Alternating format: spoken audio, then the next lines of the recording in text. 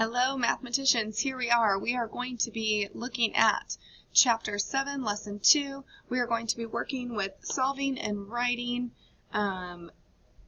addition and subtraction equations. So we're just going to go ahead and jump right into it. So your book needs to be open to page 526.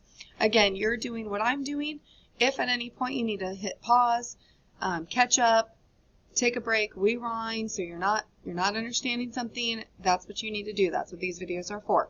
So again, 526. Make sure you have your pencil ready, and I'm going to get set up, and we are going to get started. Okay. We are going to be talking about solving algebraic equations. So we're starting off with addition and subtraction. Here's what we need to remember and what we need to know. We are going to learn this vocabulary word called inverse operation. So what does inverse operation really mean? It really means that what we're going to do is we're going to do the opposite of. So if I'm adding in my equation, I'm going to do the opposite of, which is subtraction. If I'm subtracting, I'm going to do the opposite of subtracting, which is adding. That is known as inverse operation. So basically, you are just undoing each other with the opposite operation. Okay? So I know it sounds kind of crazy, but you're going to hear me say inverse operation all the time. So let's take a look at this first example that it has here. It says 8 equals x plus 3. So let's talk about this. You have a variable, which is x. That's our unknown. Now, in our mind, we should be able to solve this because we should be able to know what number plus 3 is going to give us 8. Well, we all know the answer is 5. That's great. Again, I am not a mind reader, nor do I want to be, okay, especially with 6th graders. So you have to show your work. So how do you show your work to figure out what that variable really represents and that it really means 5? What you do is the inverse operation. Golden rule to equations. Whatever you do to one side of the equal sign, you must do to the other. Whatever you do to the left side, you must do to the right side. Whatever you do to the right side, you must do to the left side. The key thing is to get that variable by itself. So we want to get this x by itself. So how am I going to get that x by itself? Again, we're going to go back to inverse operation. If I am adding 3 to my variable, what is the inverse operation or the opposite operation of adding 3? It's subtracting 3. So I'm going to subtract 3 from this side. Now, remember, I said whatever I do to one side of the equation, I have to do to the other. If I subtracted 3 from this side, I must subtract 3 from the other side of the equation, which is the other side of the equal sign. I know that a positive 3 and a negative 3 cancel out, which leaves me with x. I'm going to bring everything else down, just like we did in our expressions when we were learning to go from here to here to here to here. It's the same thing in equations. We're going to go here to here to here to here in however many steps. Now, when I do 8 minus 3, I know that that answer is 5. I believe that my variable is 5. Okay, so I think that x is 5. So how do we check this? You must check it and you'll learn. But here's how you check. You go back to your original problem, which is 8 equals x plus 3. Now, we think that x is 5, so what are we going to do? We are going to replace that variable with 5. So 8 equals 5 plus 3. I'm going to bring it down. 8 equals, now 5 plus 3 we know is 8. Does 8 equal 8? Yes, check. That is correct. Okay, so let's come down here and let's practice some. Okay, here's the first thing you're going to do. We're going to do A together. But what you need to do is you need to set up this. Solve, check. You will set this up on every single problem. We're going to rewrite the equation on both sides of the solve and check. So we're going to solve the problem, and then we're going to check the problem. So we said it is C plus 2 equals 5, and I've written it on both sides. First thing we're going to do is we're going to solve it. So if I'm adding 2 to one side of the equation, what's the inverse operation of adding 2? Subtracting 2. Whatever I do to one side of the equation, I have to do to the other. We want to isolate that variable, meaning get that variable by itself. Isolate it. Have it by itself. That's when we figure out what the variable is. So I'm going to subtract 2 from this side. I'm going to subtract 2 from this side.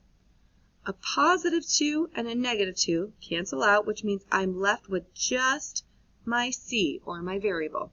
5 minus 2 is 3. So we think that the answer is 3. So we're going to go and check this, which means we are going to replace our variable with 3. So I'm going to go back to C, and I'm going to replace my variable with C, and I'm going to actually check to see if this math works. So 3 plus 2 is 5, and 5 equals 5. Therefore, check, we have done it correctly. Okay? Now, let's take a look at B. I'm going to do B over here. So again, you must do the T-chart. Solve, and then check. Okay? Now, we're going to write the equation on both sides. 6 equals x plus 5. 6 equals x plus 5. So let's solve it. If I'm adding 5 to one side of the equation, remember we want to isolate that variable. Get this variable by itself. Since I'm adding 5, the inverse operation is subtracting 5, which means I must subtract 5 from both sides of the equation. Positive 5, negative 5 cancel out. I'm left with just x. 6 minus 5 is 1. We believe that the answer is 1. We believe that x is 1. So now we go back and we check it, meaning we take this x and we put it in over here. So I have 6 equals, we say x is 1. 1 plus 5. 6 equals 1 plus 5 is 6. Check. It is correct. Now, let's take a look at this one. We're going to set this up same way. Solve, check. Okay, 3.5 plus y equals 12.75. 3.5 plus y equals 12.75. Again, the cool thing about this is you get to use your calculator. So use your calculator to make it easier on yourself when you're solving this problem. So here we go.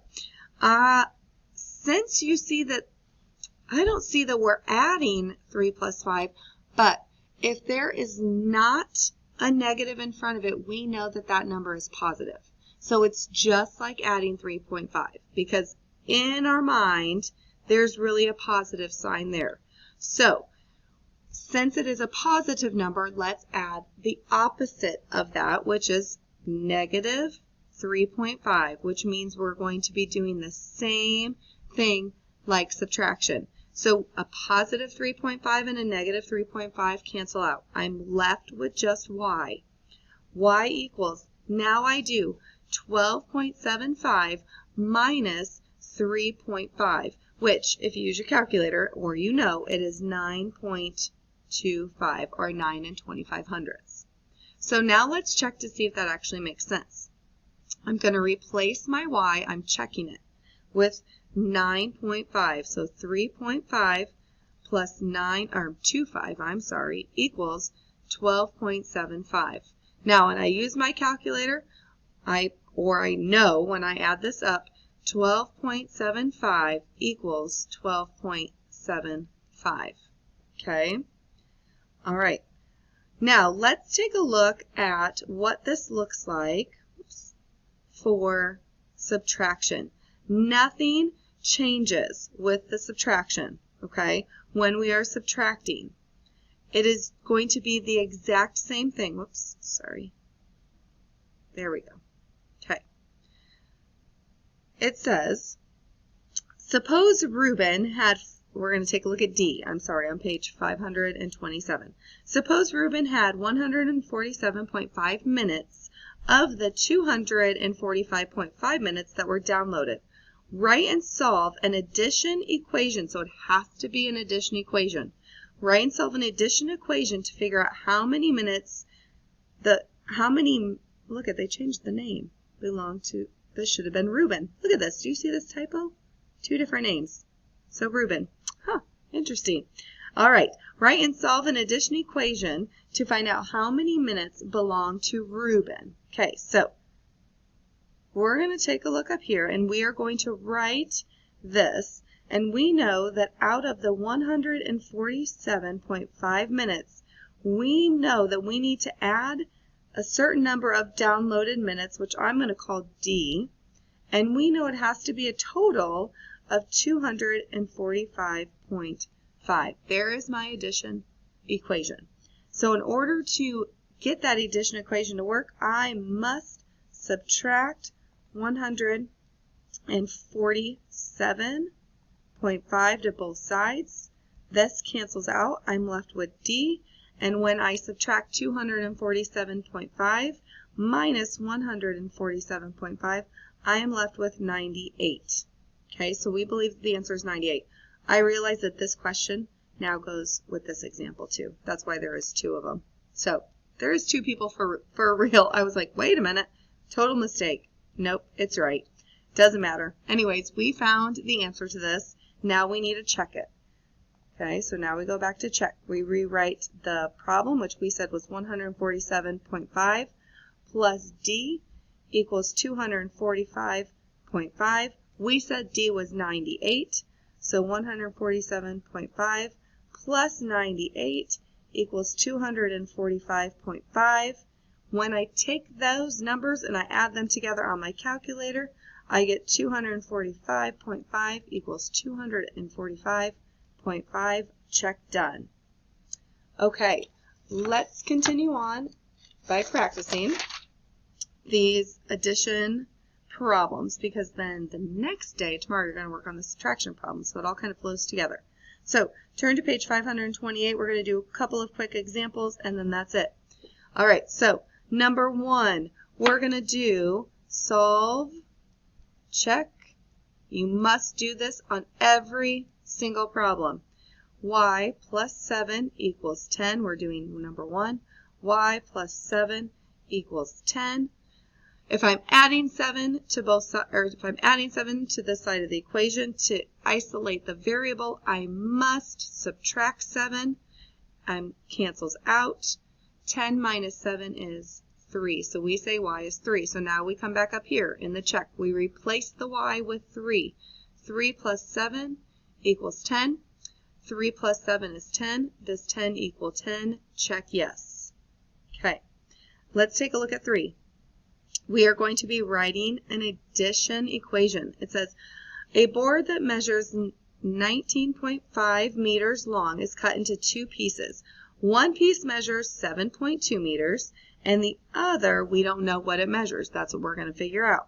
Write and solve an equation to find the length of the other piece. So we are going to take our M, our unknown, or let's do solve and check. Solve, check. We're writing an addition equation. So our unknown number, we know our total is going to be 19.5, and we know that the board was cut into 2 pieces. We know one length was 7.2, so we're going to take M plus 7.2, or whatever variable you choose. M plus 7.2 equals 9.5. Now that I'm adding 7.2, I'm going to subtract 7.2 on both sides, which gives me M equals 12.3. Now I go back and I check. 12.3 plus 7.2 equals 19.5. On my calculator, do the math. I'm going to get 19.5 equals 19.5. Check. These must equal the same. If they don't, you did not solve your equation correctly. All right, 6th graders, you did good today. We're just in the beginning of algebra. You're doing awesome. Keep it up.